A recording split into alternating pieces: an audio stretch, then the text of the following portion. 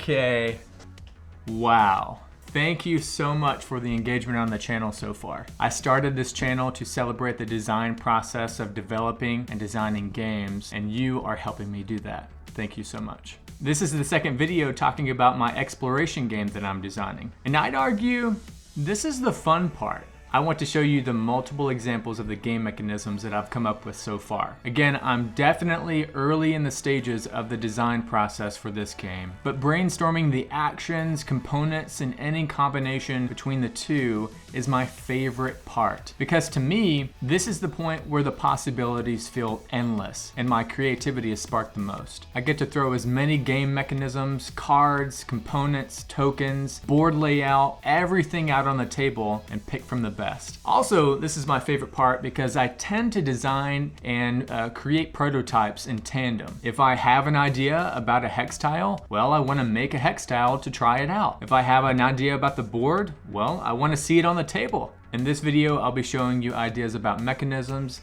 and the rough prototypes I have so far. Thanks for watching. Have you seen those classic D&D hex tile open world maps? I think they're called hex crawl maps, where it's just an ocean of blank hex tiles. They tempt your curiosity because you look at all the hex tiles and you think to yourself, wow, look at all the possibilities in front of me. They tempt your curiosity even by showing you a map of empty spots, of empty spaces, because you think, look at all the locations I can go to. I wonder what's in store for us on each space. You can't help but start imagining what challenges or obstacles or rewards the DM or the adventure guide have in store for you throughout that continent or world to explore. I don't know about you, but whenever I see an open world map like that, an expanse of hex tiles and expanse of open spaces, it's like looking at a map of an amusement park. There's so many things to do in front of me, and I really don't know where to start.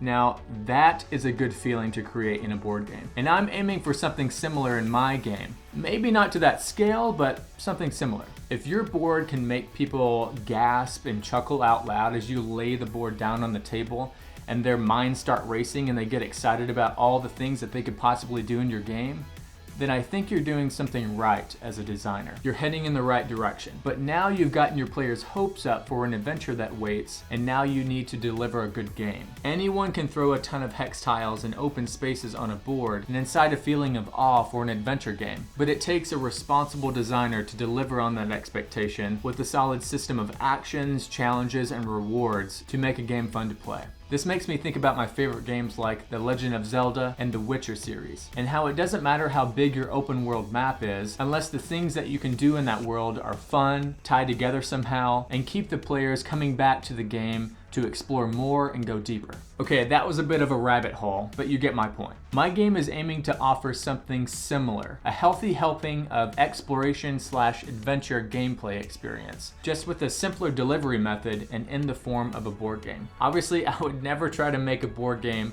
as immersive as The Witcher 3. No one's gonna have the choice to play a quick hand of Gwent with a gypsy in my game.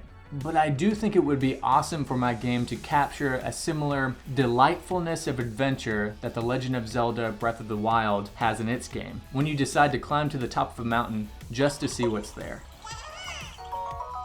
In my game, I've completed step 1. I've thrown a decent amount of blank hex tiles on a board, and now I just need to complete steps 2 through 100 to find that great game that's in my head. And if I'm aiming to give my players fun things to do in this hex tile exploration game, then I better start focusing on what's going to be on those hex tiles.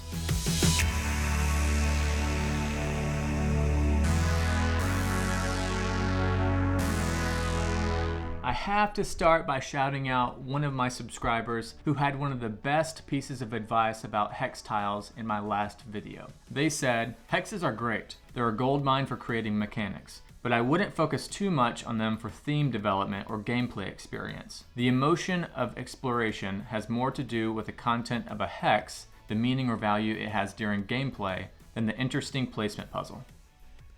Wow, this is awesome advice. Although I don't think that I was letting my hex tiles inform too much of the theme for this game, when I read that comment, I took a step back to make sure I wasn't heading in that direction with my design. I simply want the hex tiles to add to the sense of exploration whenever you move onto an unoccupied space and end up flipping a tile to reveal the available actions on that space. These tiles will likely be small and will only be able to deliver minimal terrain textures and maybe 1 or 2 icons at a time. When a player reveals and lays down a tile, I want them to immediately identify what's on the tile and what they can do on it. Although it's tempting to give hex tiles a lot of power by putting a lot of information on them, I think it would be bad design for the size of these tiles. Similar to tapestry, I want the iconography on each hex tile to be very minimal. However, I don't think that that means that they can't be used to deliver the theme in a meaningful and effective way.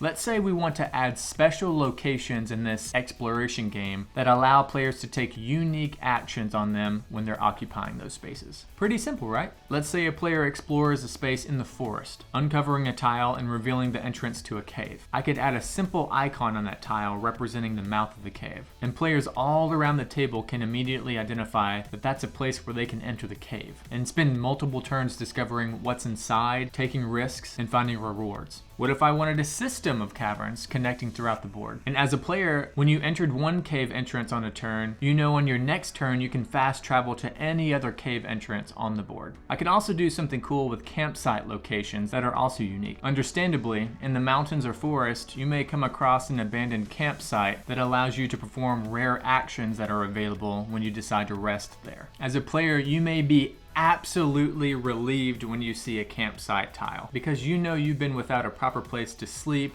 and rest for days or turns, and you desperately need to cash in some of the cards or tokens that you have in your hand because they've been dead weight in your hand this whole time. Until now. See? You see how even the rough shape of a triangle, a campsite, could represent so much to a player in the game. The hex tile may only show a minimal terrain type and then a single icon on it, but those two things could mean a variety of things in your game, depending on the possibilities that you tie into them.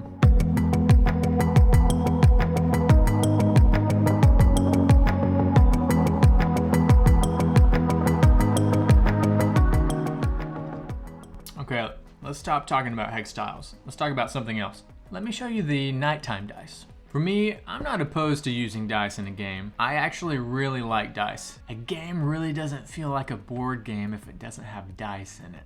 Hot take. However, I understand for some designers, it could be a turnoff depending on the level of chance or luck that it adds to the game. For the role dice could play in my game, I think it's just fine, because the dice mechanics in my game shouldn't unfairly disadvantage or advantage some players, and shouldn't make a huge difference in when someone wins. I have this loose idea of having a nighttime phase that is also played with a single dice roll. It would be a brief phase where players know that a full day has come to a close and their movement and adventure are restricted to the darkness of nighttime. During the nighttime phase, one player rolls the nighttime dice, and the result quickly determines what happens in that nighttime phase and also what benefits the players receive. The night could bring an inspiring night sky with a few shooting stars, and that allows players to make a wish and get one of any resource they choose. Or the night could bring bad weather, and the players are forced to endure a downpour of rain or snow in which each player gains a resiliency point, actually benefiting them in future turns. Or maybe you roll the dice and it says that the players all get a great night's sleep and they're allowed to take double movement on their next turn. Maybe you roll the dice and it has a full moon on it, and that full moon casts enough ambient light throughout the night that players can actually take an extra exploration turn during the night phase, extending that phase and making it a little bit more opportunistic during night. This is one idea I have for introducing dice in the game. Yes, the results are random each nighttime phase, but at least they're thematic and all players gain the same benefit. I kind of like that idea. As a designer, if I don't find reasons to introduce disadvantages to specific players in order to balance the game out, then why should I? Why can't I just let my players have fun and see some darn shooting stars?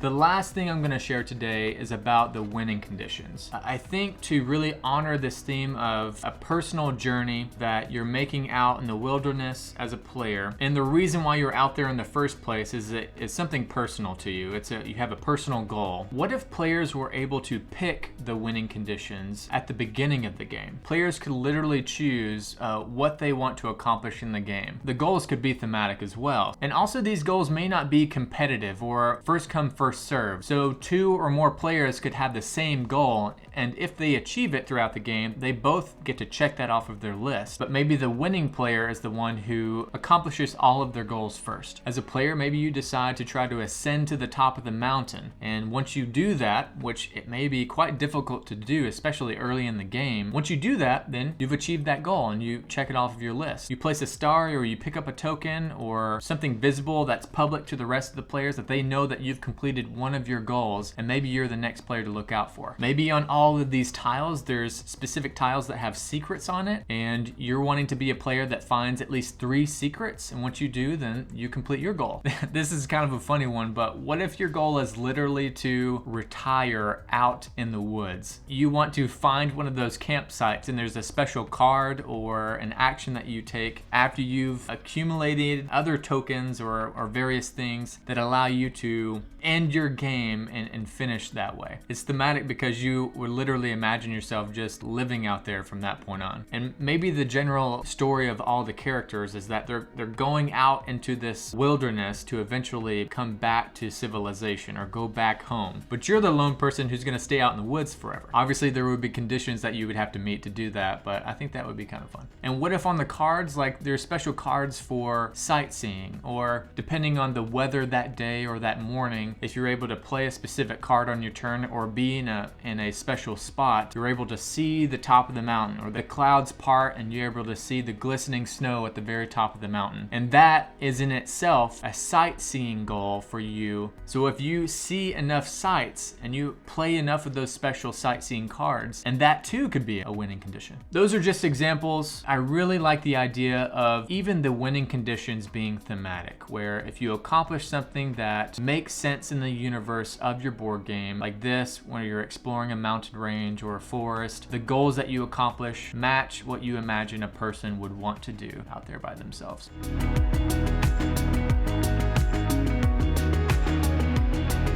That's all I have for today. Once again, thank you so much for the support so far. I've passed 100 subscribers, which is amazing. You guys may not realize how incredible even those small milestones may make me feel. So thank you. Okay, so like I said in my previous video, and I'm gonna keep saying it, please share your own ideas for board game designs. So if you are creating a game right now, share some comments down below to let everyone else know what you're designing. One, because it helps me learn from your ideas, and also just sparks my creativity in terms of thinking about multiple mechanics that I might want to integrate into my own games. And separate from sharing your own design ideas, let me know how else I can be plugged into this community of board game design. I know that there's podcasts that I'm listening to and other people on YouTube, but share those people and those communities with me so I can stay plugged in the right way. Thank you so much for watching, and I hope you have a great day.